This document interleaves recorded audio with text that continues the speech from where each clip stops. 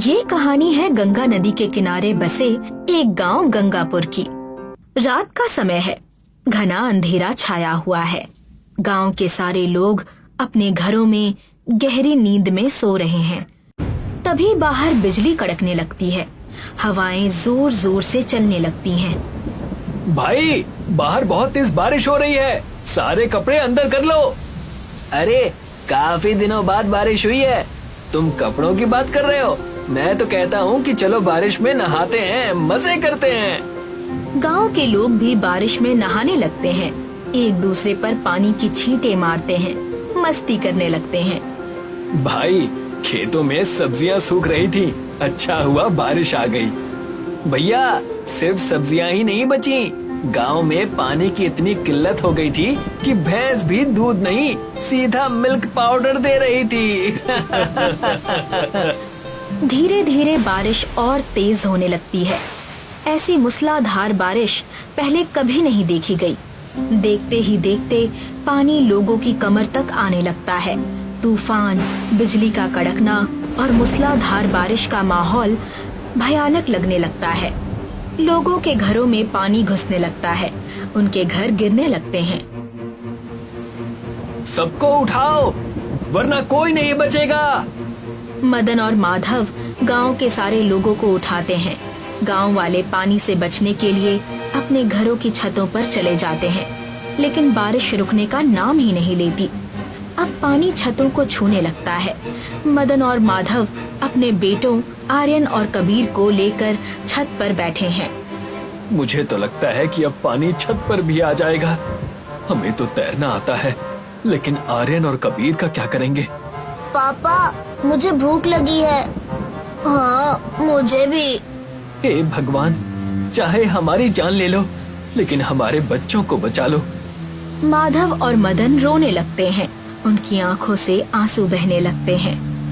पापा, आप क्यों रो रहे हैं?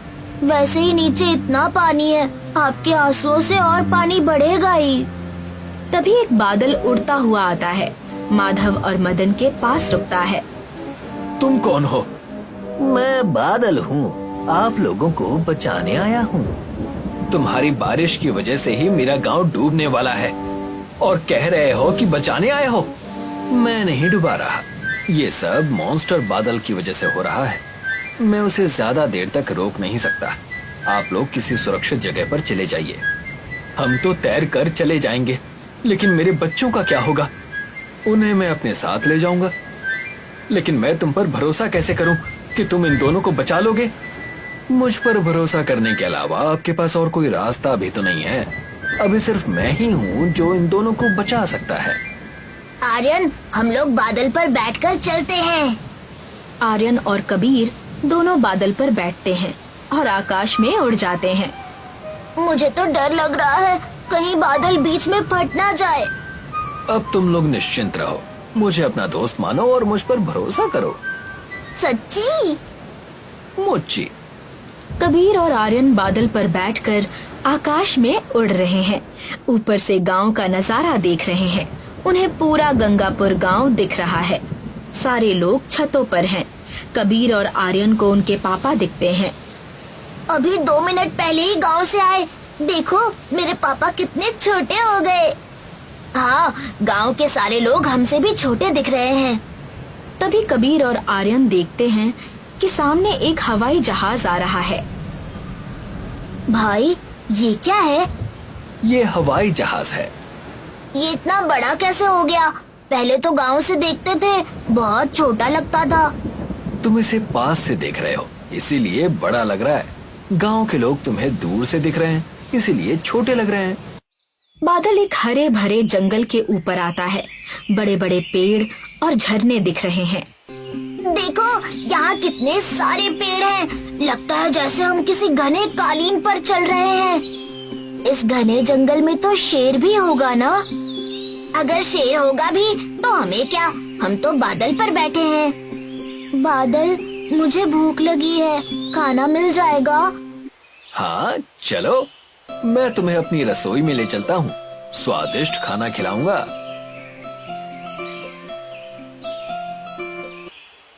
कबीर और आर्यन बादल के साथ उसकी रसोई में जाते हैं और वहाँ देखते हैं कि तरह तरह के चमकते हुए खाने रखे हैं।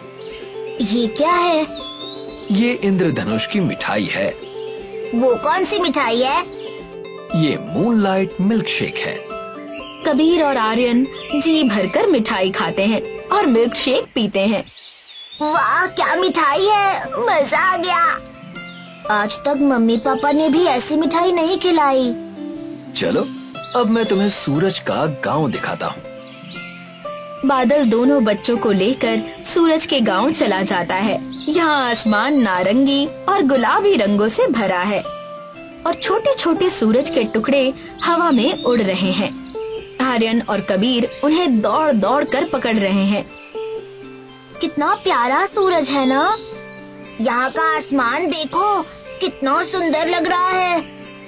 आर्यन और कबीर खेलते खेलते हवाओं के शहर में पहुँच जाते हैं, जहाँ ढेर सारे चमकीले खिलौने हवा में उड़ रहे हैं। देखो, खिलौने ही खिलौने। ये कौन सी जगह है? ये हवाओं का शहर है कबीर। यहाँ कभी कभी हवा का बहुत तेज झोंका आता है। ध्यान रखना, कहीं उड़ मत जाना। तभी हवा का एक तेज झोंका आता है जो बादल और कबीर को उड़ा ले जाता है। बचाओ मुझे, बचाओ। मैंने पहले ही कहा था, संभल कर रहना। कबीर और आर्यन हवा के झोंके के साथ आगे आगे उड़ रहे हैं और पीछे पीछे बादल उन्हें बचाने के लिए तेजी से उड़ रहा है। आखिर में बादल दोनों को बचा लेता है। थैंक यू दोस्त, तुमने मुझे बचा लिया। इसमें थैंक यू की क्या बात, ये तो मेरा फर्ज था। जब तुम दोनों को मैं अपने साथ लाया था, तब मैंने तुम्हारे पापा से वादा किया था कि मैं तुम दोनों को कुछ नहीं होने दूंगा। बादल के साथ रहते रहते काफी दिन बीत गए हैं, इसलिए कबीर और आर्यन को अपने गांव और मम्मी पापा की कोई याद नहीं रही। हम दोनों के मम्मी पापा हैं? हाँ, तुम दोनों के मम्मी पापा हैं। फिर मेरे मम्मी पापा कहाँ रहते हैं? मेरा गांव कहाँ है? तुम्हारे मम्मी पापा गंगापुर गांव में रहते हैं। मुझे मेरे मम्मी पापा के पास ले चलो प्लीज। हाँ, मुझे भी मेरे मम्मी पापा के पास ले चलो। नहीं, वहाँ जाना खतरे से खाली नहीं है। कैसा खतरा? तुम नहीं समझोगे। मुझे मेरे मम्मी पापा के पास ले चलो, चाहे कितना भी खतरा क्यों ना हो। कबीर और आर्यन के बहुत जिद करने के बाद बादल दोनों को गंगापुर ले जाने के लिए निकल पड़ता है। कबीर और आर्यन अपने दोस्त बादल के साथ गंगापुर पहुंचते हैं। गांव में देखते हैं कि सारे घर टूटे हुए हैं और हर जगह पानी जमा है, जैसे अभी अभी बारिश हुई हो। कबीर और आर्यन अपने घर पहुंचते हैं, जहां उन्हें उनके पापा माधव और मदन मिलते हैं। अपने बेटों को देखकर माधव और मदन की आंखों में आंसू आ जाते हैं। अब तुम यहाँ क्यों आ गए? तुम्हारा यहाँ रहना खतरे से खाली नहीं है। क्यों? गांव की ये हालत क्यों है? बेटा, ये सब उस मॉन्स्टर बादल का किया धरा है। वो यहाँ इतनी बारिश करता है कि पूरा गांव जलमग्न हो जाता है। लोगों के घर में खाने को कुछ नहीं बचता, सब कुछ पानी में बह जाता है। ये मॉन्स्टर बादल कौन है? उसके बारे में जानकर क्या करोगे? उसे कोई नहीं रोक सकता। मैं उसे रोकूंगा। पहले आप मुझे उसके बारे में बताइए। उसके बारे में मैं बताता हूँ।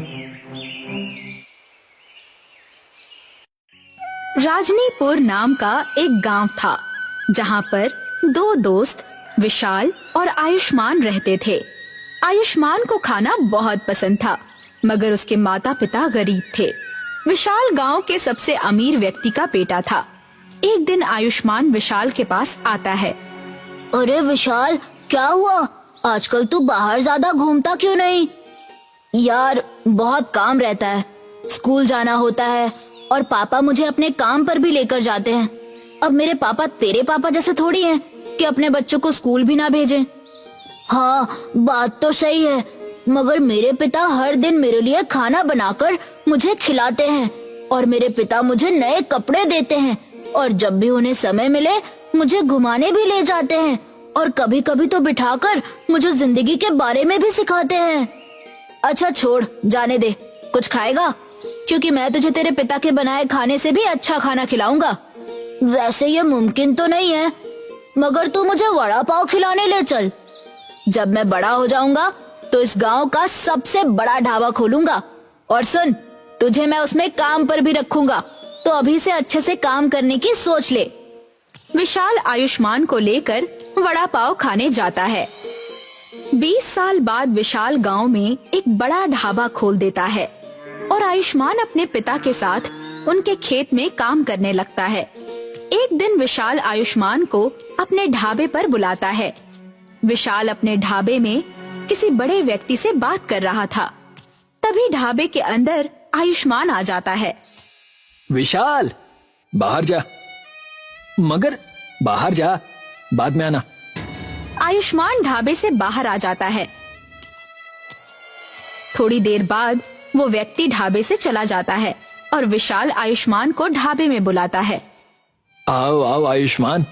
अरे यार, जब मैं बड़े लोगों से बात कर रहा हूँ तो तुम अंदर क्यों आ जाते हो? क्योंकि मुझे लगा कि मैं तुम्हारा दोस्त हूँ, मगर तुमने मेरी दोस्ती का मान नहीं रखा और मेरा निरादर किया।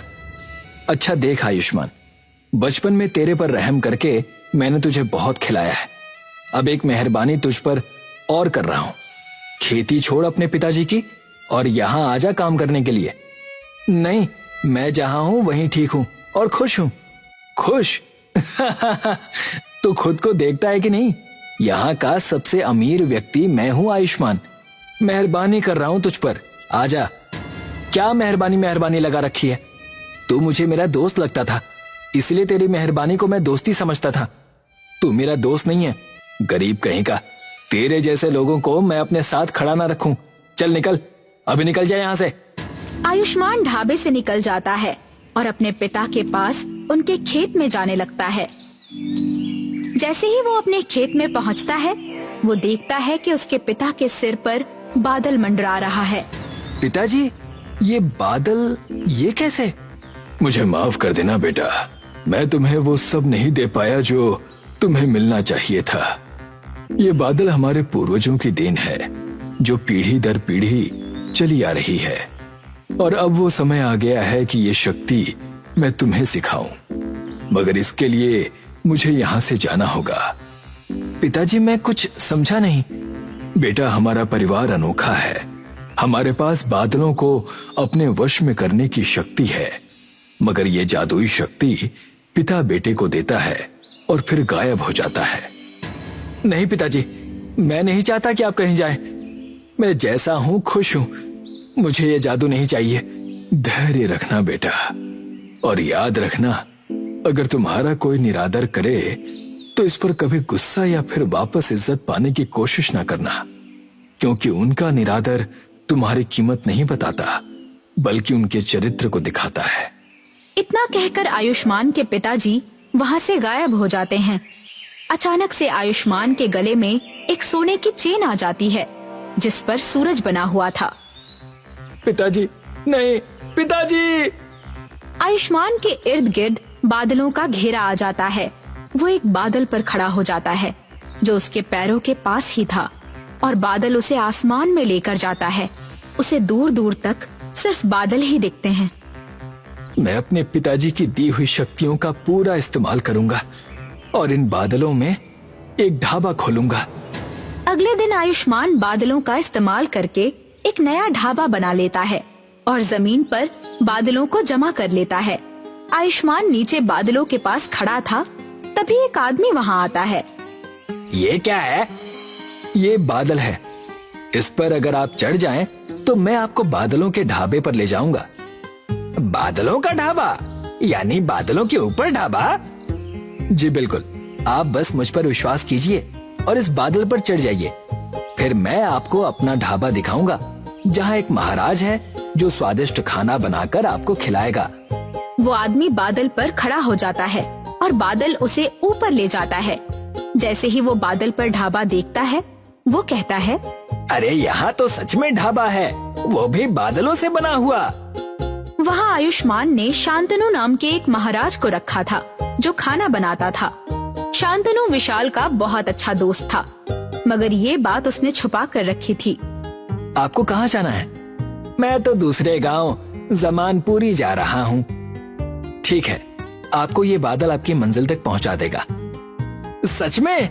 अगर ऐसा है तो अब मैं यहीं पर खाना खाने आया करूंगा और आराम से अपने घर और काम पर जाया करूंगा। वो आदमी बादल पर बैठ जाता है और बादल उसे जमानपुरी पहुंचा देता है।